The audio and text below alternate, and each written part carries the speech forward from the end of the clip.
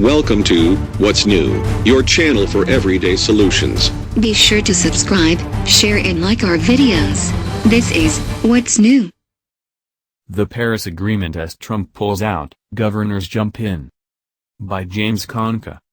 Even as President Trump said he would pull the United States out of the Paris Climate Agreement, the governors of California, Washington, New York, Massachusetts, Vermont, Connecticut and Rhode Island have banded together to continue to work toward meeting the targets of the Global Climate Accord. These 7 states represent almost 15% of the country's emissions. 2 of the governors are Republican. Many businesses also want to remain in the accord, including Exxon Mobil and Chevron. They understand the global business opportunities and technology sharing that come with being a leader in this agreement. On May 10, 30 CEOs wrote an open letter to President Trump, taking out a full-page ad in the Wall Street Journal, saying, "We are writing to express our strong support for the U.S. remaining in the Paris Climate Agreement." These weren't just green companies. They included 3M, Bank of America, Campbell Soup, Cargill, Citigroup, Coca-Cola, Corning, Dow Chemical, DuPont, General Electric, Goldman Sachs, Johnson & Johnson, J.P. Morgan Chase, Morgan Stanley, Pacific Gas and Electric, Procter & Gamble, Tesla, Virgin Group and the Walt Disney Company. Even Mickey Mouse wants us to stay. Just yesterday, the European Union said it would work directly with American businesses and governors to help the United States meet the emissions targets, without federal support. Washington State Governor Jay Inslee told reporters that they are going to uphold the commitment to the Paris Agreement, saying, "We governors are going to step into this cockpit and fly the plane. The president wants to ground it, we're going to fly it."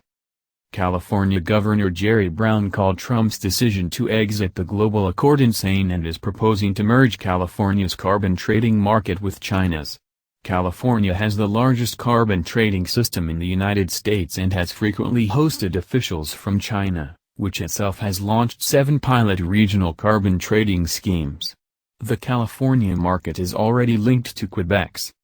Under the Paris Agreement, involving almost 200 nations on Earth, the United States voluntarily committed to reduce emissions by 1.6 billion tons by 2025. But we are well on our way to the target because cheap and plentiful natural gas has lowered America's electricity sector emissions by about a billion tons already. We're actually back to 1990 emissions levels in the electricity sector, down almost 40% from its peak in 2007.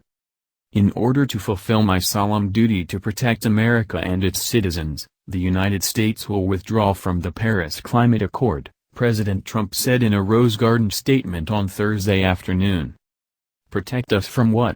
Trump's pullout makes sense only as red meat for his base. Coal jobs are not coming back, agreement or no agreement. Lowering carbon emissions hasn't hurt the economy. New technologies and better gas mileage are not to be feared.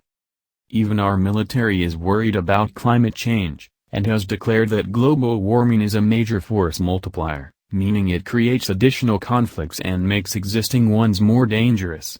Our naval bases have already lost significant land to sea level rise and many will have to move completely by 2050. In 2014, the U.S. Military Advisory Board came out with a report, titled National Security and the Accelerating Risks of Climate Change, that is a serious discussion about what the military sees as the threats from climate change and the actions to be taken to mitigate them.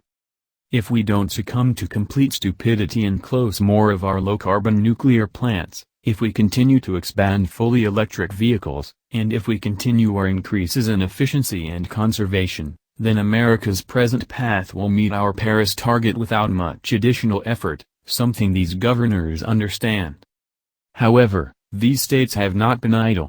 The California Senate just passed a bill mandating 100% renewable energy by 2045, along with a bill that would mandate rooftop solar arrays on most new buildings in the state. At 11 a.m. on March 23, renewables provided 56% of electricity demand in California, 49% from wind and solar. The California Independent System Operator CAISO, a non-profit corporation that operates the majority of California's wholesale power grid, reported that renewables produced 186 gigawatt-hours, about a third of the 563 gigawatt-hours of electricity used on that day. Of course, it only lasted a few hours as the optimal position of the sun and the favorable wind speeds changed and the generation dropped off dramatically. Gas, nuclear, hydro and coal generation in California and surrounding states had to do some impressive acrobatics to buffer this dramatic change production, but California is getting lots of expertise in managing high levels of renewables. Now if only California would rethink its foolish decision to shut down the Diablo Canyon nuclear plant, which produces as much energy, and emits less carbon, than all the rooftop solar arrays in America. Then we might just satisfy the Paris Accord in record time without the White House. Dr. James Conca is an expert on energy, nuclear and dirty bombs, a planetary geologist, and a professional speaker. Welcome to What's New, your channel for everyday solutions. Be sure to subscribe, share and like our videos. This is What's New.